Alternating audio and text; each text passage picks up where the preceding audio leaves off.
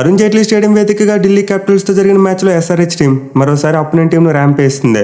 ఈ సీజన్లో మూడోసారి 260+ స్కోర్ కొట్టి బౌలర్స్కు మరోసారి కంటతడే మిగిల్చింది. మరి ముఖ్యంగా పవర్ ప్లేలో చూసుకుంటే ఎస్ఆర్హెచ్ బ్యాటింగ్ అసలు ఎక్కడ భూమి మీద లేదు. ప్రతి ఓవర్కి 20 కంటే ఎక్కువ రన్స్ కొడుతూ మ్యాచ్ను ఒక వీడియో గేమ్లో మార్చేశారు. సో నాకు తెలిసి ఇప్పటివరకు ఎస్ఆర్హెచ్ టీం స్టార్ట్ అయిన దగ్గర నుండి ఎప్పుడు కూడా ఈ రేంజ్లో బ్యాటింగ్ చేసింది లేదు. ఒకే సీజన్లో 3 సార్లు 260+ టోటల్స్ అంటే అస్సలు మామూలు విషయం కాదు.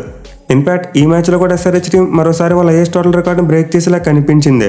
బట్ మిడిల్ ఓవర్స్లో ఢిల్లీ స్పిన్నర్స్ కంబ్యాక్ చేయడం వల్ల స్కోర్ అనేది 266 దగ్గర ఆగిపోయింది. ఎనివే లాస్ట్ 2 టైమ్స్తో పోల్చుకుంటే ఎస్ఆర్హెచ్ టీం ఈసారి కాస్త బిగ్ విక్టరీ కొట్టారు. ఈ మ్యాచ్లో ఢిల్లీ క్యాపిటల్స్ టీంను 199 పరుగులు కాల్అవుట్ చేసి 67 పరుగుల తేడాతో మ్యాచ్ గెలిచారు. సో గత 2 సందర్భాల్లో ఎస్ఆర్హెచ్ టీం భారీ స్కోర్లు కొట్టినప్పటికీ వాళ్ళకైతే బిగ్ విక్టరీస్ రాలేదు. బిలో 50 రన్స్ విక్టరీస్ మాత్రమే వచ్చాయి. బట్ ఈ మ్యాచ్లో మాత్రం కన్సిడరబుల్లీ ఒక బిగ్ మార్జిన్తో గెలిచారు. ఎస్పెషల్ ఎస్ఆర్హెచ్ బౌలింగ్ విషయానికి వస్తే ఫస్ట్ 10 ఓవర్స్లో ఎక్కువ రన్స్ ఇచ్చినా ఆ తర్వాత అద్భుతంగా కంబ్యాక్ చేశారు. సో ఓవరాల్గా అయితే ఈ మ్యాచ్లో SRH team both batting and bowling రెండింటిలో కూడా మంచి ఆల్రౌండ్సే పెట్టిందని చెప్పుకోవాలి.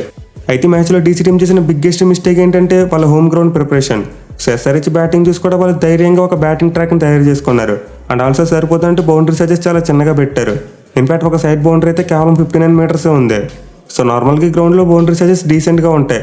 బట్ రీసెంట్గా చూసుకుంటే WPL ఎఫెక్ట్ ఏంటో తెలియదు కానీ బౌండరీ సైజెస్ బాగా తగ్గిపోయాయి. అండ్ ఇది సరిపోదంటే డీసీ టీం టాస్ గెలిచి ముందుగా ఎస్ఆర్హెచ్ టీం బ్యాటింగ్ చేయమంది. సో మీరు ఒక బ్యాటింగ్ ట్రాక్ను తయారు చేసి చిన్న బౌండరీస్ పెట్టి ఎస్ఆర్హెచ్ బ్యాట్స్మెన్ ముందు బ్యాటింగ్ చేయమంటే ఊరుకుంటారా? అసలు ఎక్కడ కూడా తగ్గేది లేదన్నట్టు బ్యాటింగ్ చేశారు. ఇన్ఫాక్ట్ సర్కారు వారి పాట సినిమాలో మహేష్ బాబు డైలాగ్ ఒకటి ఉంటుంది ఫస్ట్ నైట్ గురించి. సో ఈ మ్యాచ్లో కూడా సేమ్ టు సేమ్ మంచి ఊపు మీద ఉన్న ఎస్ఆర్హెచ్ టీంకు డీసీ టీం అన్ని బాగా రెడీ చేసి అందించి పెట్టింది. బట్ టాస్ గెలిచి ముందుగా ఫీల్డింగ్ తీసుకున్న డీసీ టీంకి బిగ్గెస్ట్ సెట్ బ్యాక్ ఏంటంటే ఇషాంత్ శర్మ రూల్డ్ అవుట్ అవ్వడం. సో అతనైతే ఈ మ్యాచ్ స్టార్ట్ అయ్యే ముందు వరకు అందుబాటులో ఉన్నాడు. బట్ లాస్ట్ మినిట్లో బ్యాక్ స్పాజం వల్ల ఈ మ్యాచ్ నుంచి రూల్డ్ అవుట్ అయ్యాడు. అండ్ ఇదైతే డీసీ టీం మీద బాగా ఎఫెక్ట్ చూపించింది. మిగిలిన అతను లేకపోవడం వల్ల వాళ్ళు పవర్ ప్లేలో లలిత్ యాదవ్ చేత బౌలింగ్ చేయించవలసి వచ్చింది. సో ఇనిషియల్గా చూసుకుంటే SRH openers all guns blazing. Mainly Travis at second ball 6 కొట్టాడు. అండ్ అక్కడ నుండి మొదలుపెట్టిన వచ్చకోత పవర్ ప్లే అయిపోయే వరకు ఎక్కడ కూడా తగ్గలేదు. మరి ముఖ్యంగా అభిషేక్ శర్మ చూసుకుంటే హెడ్ కంటే డేంజరస్గా కనిపించాడు. హెడ్ ఇంకా 1-2 డాట్ బాల్స్ ఆడేవాడు. బట్ అభిషేక్ శర్మ చూసుకుంటే ప్రతి బాల్కు 6 లేదా 4 కొట్టడం. మిగిలిన అతను కుల్దీప్ యాదవ్ లాంటి ఒక ఇన్ఫార్మ్ బౌలర్ను కూడా చితక్ కొట్టాడు. సో బోత్ ట్రావిస్ హెడ్ మరి అభిషేక్ శర్మ ఇద్దరు పవర్ ప్లేలో డీసీ బౌలర్స్కు లిటరల్లీ చొక్కలు చూపించారు. హెడ్ ఓవరాల్గా 32 బంతులు 89 పరుగులు చేస్తే అభిషేక్ శర్మ కేవలం 12 బంతుల్లోనే 46 పరుగులు చేశాడు. మిగిలిన ఇద్దరు కలిసి పవర్ ప్లేలో ఏకంగా 125 రన్స్ యాడ్ చేశారు. సో ఇప్పటివరకు T20 ఫార్మేట్లో ఎప్పుడు కూడా పవర్ ప్లేలో ఇంత పెద్ద స్కోర్ రాలేదు. మళ్ళీ చెప్తున్నా T20 క్రికెట్ చరిత్రలో, not only in IPL. So ప్రీవియస్గా చూసుకుంటే IPL highest power play score KKR team మీద ఉండేది. వాళ్ళు ఒకసారి ఆర్సీబీ టీం మీద 105 రన్స్ కొట్టారు. బట్ ఈ మ్యాచ్లో దాన్ని ఎస్ఆర్హెచ్ టీం 5.1 ఓవర్స్లోనే అందుకుంది. అలాగే పవర్ ప్లేలో చూసుకుంటే ట్రావిస్ హెడ్ కేవలం 26 బంతుల్లోనే 84 పరుగులు చేశాడు. సో ఇప్పటివరకు ఎస్ఆర్హెచ్ బ్యాట్స్మెన్ కూడా పవర్ ప్లేలో ఇన్ని రన్స్ కొట్టింది లేదు. బట్ ది ఫస్ట్ టైం ఇది జరిగింది. అండ్ ఓవరాల్గా చూసుకుంటే సురేష్ రైనా లిస్టులో ఫస్ట్ ప్లేస్లో ఉన్నాడు. అతను ఒకసారి పంజాబ్ టీం మీద పవర్ ప్లేలో 25 బంతుల్లోనే 87 పరుగులు చేశాడు. సో అయితే ఈ మ్యాచ్లో ఆల్మోస్ట్ ఈ రికార్డుకి చాలా దగ్గరగా వచ్చాడు. బట్ బ్రేక్ చేయలేకపోయాడు. బట్ అతను చూసుకుంటే ఈ మ్యాచ్లో 16 బంతుల్లోనే హాఫ్ సెంచరీ కొట్టాడు. అండ్ ఎస్ఆర్హెచ్ టీం తరపున ఇది జాయింట్ ఫాస్టెస్ట్ 50. ఇన్ఫాక్ట్ ఈ రికార్డు కూడా ఒక 15 మినిట్స్లో బ్రేక్ అయిపోయి ఉండేది. ఎందుకంటే అభిషేక్ శర్మ 12 బంతుల్లోనే హాఫ్ సెంచరీ కొట్టేలా కనిపించాడు. బట్ పవర్ ప్లే ముగిసిన తర్వాత 12th బాల్కు భారీ షాట్ ఆడిపోయి తన వికెట్ని కోల్పోయాడు. సో ఓవరాల్గా చూసుకుంటే ఎస్ఆర్హెచ్ ఓపెనర్స్ ఇద్దరు పవర్ ప్లేలో ఎన్నో రికార్డ్స్ని బ్రేక్ చేశారు. ఈవెన్ పవర్ ప్లే అయిపోయిన తర్వాత కూడా ఫస్ట్ 10 ఓవర్స్ వరకు వాళ్ళ స్కోరింగ్ రేట్ చాలా బాగా నడిచింది. ఇన్ఫాక్ట్ ఫస్ట్ 10 ఓవర్స్లో ఎస్ఆర్హెచ్ టీం 158 రన్స్ కొట్టి మళ్ళీ రికార్డ్ని క్రియేట్ చేశారు. ప్రీవియస్గా ఆడేది ముంబై టీం మీద వాళ్ళు కొట్టిన రికార్డ్ని మళ్ళీ వాళ్ళే బ్రేక్ చేసుకున్నారు. అసలు ఎస్ఆర్హెచ్ కొడుతున్న స్కోర్ వేగం చూసి అయితే ప్రొజెక్టెడ్ స్కోర్ ఎక్కడికో పోయింది. ఒకనొక టైంలో ఏకంగా 400 స్కోర్ కూడా చూపించింది. ఎందుకంటే ఎస్ఆర్హెచ్ ఓపెనర్స్ పవర్ ప్లేలో ఆల్మోస్ట్ 21 రన్ రేట్తో బ్యాటింగ్ చేశారు. బట్ మిడిల్ ఓవర్స్లో చూసుకుంటే ఢిల్లీ బౌలర్స్ బాగా కంబ్యాక్ చేశారు. ఎస్పెషల్లీ వాళ్ళ స్పిన్ బౌలర్స్ నిజంగా మైండ్ బ్లోయింగ్ బౌలింగ్ చేశారు. సో మనం చెప్పుకుంటూనే ఉన్నాం ఈ మ్యాచ్లో ఢిల్లీ బౌలింగ్లో ది స్ట్రాంగ్ పిల్లర్స్ వాళ్ళ స్పిన్ బౌలర్స్ అని. అఫ్కోర్స్ కుల్దీప్ యాదవ్ అయితే 55 రన్స్ ఇచ్చాడు. బట్ 4 క్రూషియల్ వికెట్స్ తీసుకున్నాడు. ఇన్ఫాక్ట్ అతను 4 వికెట్స్ తీయడం వల్ల ఎస్ఆర్హెచ్ స్కోర్ 300 దాటలేదు. లేకపోతే ఈజీగా 300 దాటేసేదే.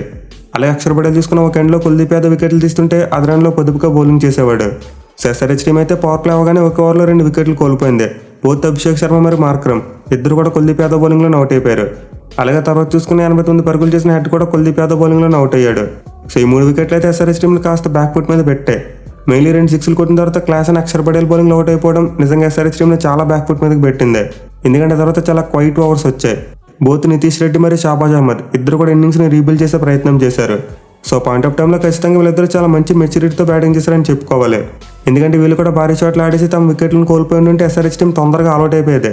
మెయిన్లీ మనం కొన్నిసార్లు చూస్తూ ఉంటాం స్టార్ట్ బాగా వచ్చినా కొన్నిసార్లు దాని తర్వాత వచ్చిన బ్యాట్స్మెన్ క్యాష్ చేసుకోరు, వరుస పెట్టి వికెట్లు కోల్పోతారు. ఇన్ఫాక్ట్ అక్కడ వరకు ఎందుకు ఈ మ్యాచ్లో ఢిల్లీ చేసింగే చూడండి. వాళ్ళు ఫస్ట్ 10 ఓవర్స్లో చాలా బాగా బ్యాటింగ్ చేశారు. బట్ నెక్స్ట్ వచ్చిన బ్యాట్స్మెన్ దాన్ని క్యాష్ చేసుకోలేదు. సో బోత్ నితీష్ రెడ్డి మరియు షాబాజ్ అహ్మద్ అయితే చాలా మంచి పార్ట్నర్షిప్ని నెలకొల్పారు. వీళ్ళిద్దరు కలిసి ఆ వికెట్ల పత్రానికి బ్రేక్ వేశారు. మోస్ట్ ఇంపార్టెంట్ 5వ వికెట్కు 67 పరుగుల పార్ట్నర్షిప్ నెలకొల్పారు. సో ఈ పార్ట్నర్షిప్ అయితే ఎస్ఆర్హెచ్ టీంకి 10 ఓవర్స్లో గేమ్ని ఫినిష్ చేసేందుకు చాలా మంచి ప్లాట్ఫామ్ని సెట్ చేసింది. మెయిన్లీ షాబాజ్ అహ్మద్ చివరి వరకు క్రీజులో ఉండి ఎస్ఆర్హెచ్ టీమ్ స్కోర్ 260 దాటేలా చేశాడు. సో ఈ మ్యాచ్లో అయితే అతను ఇనీషియల్గా కాస్త స్లోగానే ఆడినప్పటికీ ఆ తర్వాత బాగా పికప్ అయ్యాడు. 29 బంతులోనే 59 పరుగులు చేశాడు.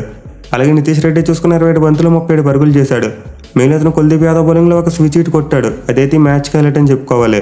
ఎందుకంటే ఆ బాల్ని కుల్దీప్ యాదవ్ ఏకంగా 115 కిలోమీటర్ల స్పీడ్తో వేశాడు. బట్ అలాంటి బాల్ని యంగ్స్టర్ చాలా ఈజీగా స్విచ్ హిట్ కొట్టాడు. ఇక చివరి ఎప్పట్లోనే సమాధ్ కూడా మంచి హ్యాండ్ వేశాడు. 8 బంతుల్లోనే 13 పరుగులు చేశాడు. దీనివల్ల ఎస్ఆర్హెచ్ టీం ఓవరాల్గా 20 ఓవర్స్లో 266 రన్స్ కొట్టారు. సో ఈ స్కోర్ అయితే ఐపీఎల్ హిస్టరీలో 4th biggest total.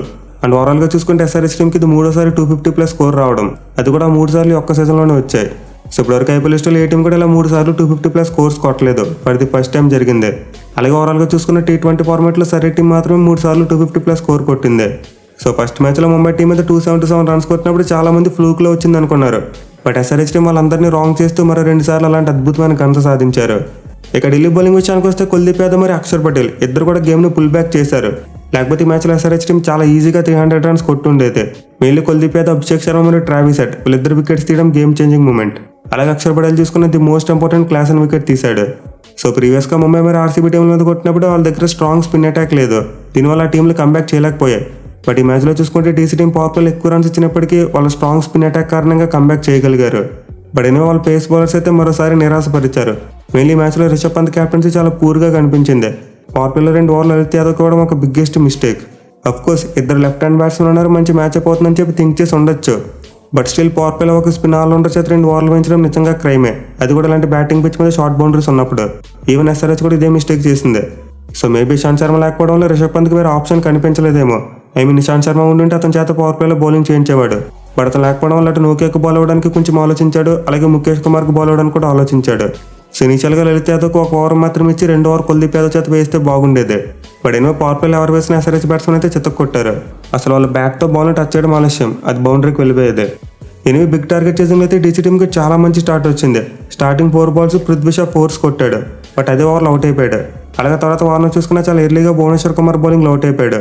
So DC టీంకి అయితే ఫస్ట్ 2 ఓవర్స్లో రన్స్ వచ్చాయి. At the same time 2 wickets కోల్పోయారు. అయితే ఆ టీంకు గేమ్ను టర్న్ చేసింది మాత్రం the youngster Jake Fraser McGurk. So ఆస్ట్రేలియాకి చెందిన 22 ఏళ్ల కుర్రాడు అయితే నిజంగా ఎస్ఆర్హెచ్ బౌలర్స్ను వణికించాడని చెప్పుకోవాలి. మెయిన్లీ సుందర్ బేసన్ ఒకే ఓవర్లో 3 4లు మరియు 3 సిక్సర్లు కొట్టాడు. సో మనోడు బ్యాటింగ్ ఎలా ఉందంటే ఏదో గోల్ఫ్ బ్యాట్తో బాల్ను కొట్టినట్టుంది. చాలా క్లీన్గా బాల్ను కొట్టేవాడు. ఎక్కడ కూడా మిస్ టైం అనేది అనిపించేది కాదు. ఎస్పెషల్లీ డౌన్ ది గ్రౌండ్ అతను కొట్టిన 6లు అయితే ఇప్పటికీ నా కళ్ళ ముందు తిరుగుతున్నాయి. ఇన్ఫాక్ట్ అతను ఆడిన కొన్ని షాట్స్లో నాకైతే క్లాస్ అని గుర్తుకొచ్చాడు. సో నిజంగా జేక్ ఫ్రెజర్ అయితే చాలా క్లాస్గా ఓవర్మాస్ హిట్టింగ్ చేశాడు. కేవలం 15 బంతులను హాఫ్ సెంచరీ కొట్టి ఢిల్లీ టీం తరపున ది ఫాస్టెస్ట్ 50 కొట్టిన ప్లేయర్గా రికార్డుని క్రియేట్ చేశాడు. అలాగే ఓవరాల్గా చూసుకున్న ఐపీఎల్ 2024లో అతనిదే ఫాస్టెస్ట్ 50. సో ఆస్ట్రేలియా కుర్రాడు బ్యాటింగ్ చేస్తున్నంతసేపు ఆస్ట్రేలియా కెప్టెన్ ప్యాట్ కమిన్స్ కూడా ఏం పాల్పోలేదు. ఇన్ఫాక్ట్ జేక్ ఫ్రెజర్ అతని బౌలింగ్ను కూడా కొట్టాడు. సో నిజంగా ఒకసారి ఇమాజిన్ చేసుకోండి, T20 వరల్డ్ కప్లో జేక్ ఫ్రెజర్ మరియు ట్రావిస్ హెడ్ ఇద్దరు ఓపెనింగ్ చేస్తే ఇంకా ఆస్ట్రేలియా టీంని ఎవరు ఆపగలరు? మెయిన్లీ జేక్ ఫ్రెజర్ ఒక 6 హిట్టింగ్ మాన్స్టర్ అయితే ట్రావిస్ హెడ్ బౌండరీస్ నెట్విల్ కొట్టే ప్లేయర్. సో డెఫినెట్లీ వీళ్ళిద్దరు కనుక ఓపెనర్స్ కడితే ఖచ్చితంగా అపోనెంట్ టీంకు కష్టాలు తప్పవు. ఇక మెగ్గర్తో పాటు అభిషేక్ పటేల్ కూడా చాలా మంచి బ్యాటింగ్ చేశాడు. 22 బంతుల్లోనే 42 పరుగులు చేశాడు. మోస్ట్ ఇంపార్టెంట్లీ వీళ్ళిద్దరు కలిసి డీసీ టీంకి 5 ఓవర్స్లోనే 84 పరుగుల పార్ట్నర్షిప్ నెలకొల్పారు. అండ్ ఈ పార్ట్నర్షిప్ జరుగుతున్నంతసేపు ఖచ్చితంగా ఎస్ఆర్హెచ్ ఫ్యాన్స్ భయపడి ఉండుంటారు. ఎందుకంటే ఒకనొక పాయింట్ ఆఫ్ టైంలో వీళ్ళిద్దరు రిక్వైర్డ్ రన్ రేట్ కంటే ఎక్కువ రన్ రేట్తో బ్యాటింగ్ చేశారు. సో యంగ్స్టర్స్ అయిన బోత్ అభిషేక్ పటేల్ మరియు జేక్ ఫ్రెజర్ ఇద్దరు కూడా నిజంగా మైండ్ బ్లోయింగ్ బ్యాటింగ్ చేశారు. అయితే మైక్ మార్కండే వీళ్ళిద్దరిని అవుట్ చేసి గేమ్ని టర్న్ చేశాడు. వీళ్ళిద్దరు క్రీజ్లో ఉన్నంతసేపు ఒక బ్లాక్ బస్టర్ T20 మ్యాచ్ చూసినట్టు అనిపించింది. బట్ వీళ్ళు అవుట్ అయిపోయిన తర్వాత ఒక టెస్ట్ మ్యాచ్ చూసిన ఫీలింగ్ వచ్చింది. నిజంగా ట్రైస్టన్ స్టెప్స్ మరియు రిషబ్ పంత్ ఇద్దరు కూడా అసలు సెట్ అయినట్టు కనిపించలేదు. మెయిన్లీ పంత్ చూసుకుంటే చాలా స్ట్రగుల్ అయ్యాడు. ఇప్పుడు అతని ఎండ్ స్కోర్ 35 బంతుల్లో 44 పరుగులు కనబడుతున్నా ఒకనొక పాయింట్ ఆఫ్ టైంలో 80 స్ట్రైక్ రేట్తో బ్యాటింగ్ చేశాడు. So Delhi team middle order batsmen అయితే వాళ్ళ యంగ్స్టర్ ఇచ్చిన స్టార్ట్ను బాగా కన్వర్ట్ చేయలేకపోయారు. ఇన్ఫాక్ట్ ఈ మ్యాచ్లో ఢిల్లీ ఓటమికి మెయిన్ రీజన్గా రిషబ్ పంత్ని చెప్పుకోవాలి. అతని క్యాప్టెన్సీ అంతంత మాత్రంగానే ఉంది. అలాగే బ్యాటింగ్ కూడా చాలా పూర్గా కనిపించింది. సో ఫస్ట్ 10 ఓవర్స్లో 138 పరుగులు కొట్టిన డీసీ టీం ఆ తర్వాత 9.1 ఓవర్స్లో కొట్టింది కేవలం 61 పరుగులు మాత్రమే. అంటే ఆల్మోస్ట్ ఓవర్కి 6.5 పరుగులు చెప్పుని కొట్టారు. ఎస్ఆర్హెచ్ బౌలర్స్ అయితే సెకండ్ హాఫ్లో చాలా మంచి కంబ్యాక్ ఇచ్చారు. మెయిన్లీ మ్యాచ్కి the biggest star bowler T Natarajan నిజంగా మైండ్ బ్లోయింగ్ బౌలింగ్ చేశాడు. అసలు అతను బౌలింగ్ ఎలా ఉందంటే అతను ఒక్కడు వేరే పిచ్ మీద బౌలింగ్ చేసినట్టు కనిపించింది. 4 ఓవర్స్లో 19 పరుగులు మాత్రమే ఇచ్చి 4 వికెట్లు తీసుకున్నాడు. మోస్ట్ ఇంపార్టెంట్లీ 19 ఓవర్ను మీడియన్ ఓవర్గా వేశాడు. సో ఒక T20 మ్యాచ్లో 19 ఓవర్ను మీడియన్ ఓవర్గా వేయడం అంటే అస్సలు మామూలు విషయం కాదు. ఎంతోమంది గొప్ప గొప్ప బౌలర్స్ కూడా ఇలాంటి సాధ్యం కాలేదు. బట్ టీ నటరాజన్ ఈ మ్యాచ్లో చేశాడు. మెయిన్లీ తన పేస్ వేరియేషన్తో పాటు లెంత్ను మారుస్తూ బ్యాట్స్మెన్ ఇప్పుడే గెస్సింగ్లో ఉంచాడు. అలాగే ఫీల్డ్కి తగ్గట్టు ప్రాపర్ లైన్లో బౌలింగ్ చేశాడు. సో నట్టు బౌలింగ్ అయితే ఈ మ్యాచ్కి బిగ్గెస్ట్ హైలైట్. ఇక అతనితో పాటు ఎప్పట్లైనా ప్యాట్ కమిన్స్ యాజ్ యూజువల్ ఈ మ్యాచ్లో కూడా చాలా బాగా బౌలింగ్ చేశాడు. స్టార్టింగ్లో కొంచెం రన్స్ వెళ్ళినప్పటికీ ఆ తర్వాత కంట్రోల్ చేశాడు. 4 ఓవర్స్లో 35 రన్స్ ఇచ్చాడు. అలాగే భూమి చూసుకుని ఇనీషియల్గా రన్స్ వెళ్ళినప్పటికీ అతను కూడా 4 ఓవర్స్లో 33 రన్స్ ఇచ్చి 1 వికెట్ తీసుకున్నాడు. ఈవెన్ ముందు చెప్పుకున్నట్టే మార్కండే కూడా 2 క్రూషియల్ వికెట్స్ తీశాడు. అతను కనుక జేక్ బ్రాజర్ మీద అభిషేక్ పురీని అవుట్ చేయకపోయి ఉంటే ఈ మ్యాచ్ ఇంకా క్లోజ్గా వెళ్ళేదే. బట్ అయినా వీళ్ళందరితో పాటు SRH బౌలింగ్లో మరో స్టార్ నితీష్ కుమార్ రెడ్డి. నిజంగా అతనైతే మరోసారి అద్భుతమైన ఆల్రౌండ్ షో కనబరిచాడు. ఈ మ్యాచ్లో బ్యాట్తో 37 పరుగులు చేయడంతో పాటు బౌలింగ్లో కూడా 2 వికెట్లు తీసుకున్నాడు. అది కూడా స్టబ్స్ మరియు రిషబ్ పంత్ లాంటి పెద్ద బ్యాట్స్మెన్ అవుట్ చేశాడు. So as a pace bowling ఆల్రౌండర్గా నితీష్ కుమార్ రెడ్డి ఇలా గ్రూమ్ అవడం నిజంగా మన టీమిండియాకు చాలా అంటే చాలా శుభపరిణామం. మీలో అతని బౌలింగ్లో స్పీడ్ కూడా చాలా బాగుంది. మనకు నార్మల్గా వచ్చే పేస్ ఆల్రౌండర్స్ దగ్గర అంత మంచి పేస్ ఉండదు. బట్ నితీష్ రెడ్డి దగ్గర చూసుకుంటే చాలా మంచి బ్యాటింగ్ టెక్నిక్ ఉంది. అలాగే బౌలింగ్లో కూడా మంచి పేస్ కనిపిస్తుంది. సో ఫర్ షూర్ భవిష్యత్తులో నితీష్ కుమార్ రెడ్డి మన టీమిండియాకి చాలా పెద్ద సెట్ కాబోతున్నాడు. ఇక మ్యాచ్ తర్వాత పాయింట్స్ టేబుల్ చూసుకుంటే SRH టీం 2వ ప్లేస్కు దూసుకెళ్లింది. 7 మ్యాచ్లో 5 విజయాలు సాధించి 10 పాయింట్లతో ఇప్పుడు ప్లేఆఫ్స్కు చాలా దగ్గరలో ఉన్నారు. వాళ్ళకి మిగిలిన 7 మ్యాచ్లో మరో 3 గెలిస్తే ప్లేఆఫ్స్కి వెళ్ళిపోతారు. కానీ ఢిల్లీ టీం చూసుకుంటే వరుసగా 2 మ్యాచ్లో గెలిచిన తర్వాత ఇప్పుడు మళ్ళీ పరాజయాలు బాట పట్టారు. మెయిన్లీ మ్యాచ్లో భారీ తేడాతో ఓడిపోవడం వల్ల వాళ్ళ నెట్ కూడా చాలా వరకు కింద పడింది. ఇక మ్యాచ్లో ఒక బ్లిస్టరింగ్ హాఫ్ సెంచరీ కొట్టిన ట్రావిస్ హెడ్కు player of the match award ఇచ్చారు. అలాగే మ్యాచ్ తర్వాత క్యాప్స్ చూసుకుంటే ఎలాంటి మార్పులు లేవు. ఆరెంజ్ క్యాప్ కోహ్లీ దగ్గర ఉంది అండ్ పర్పుల్ క్యాప్ బుమ్రా దగ్గర ఉంది.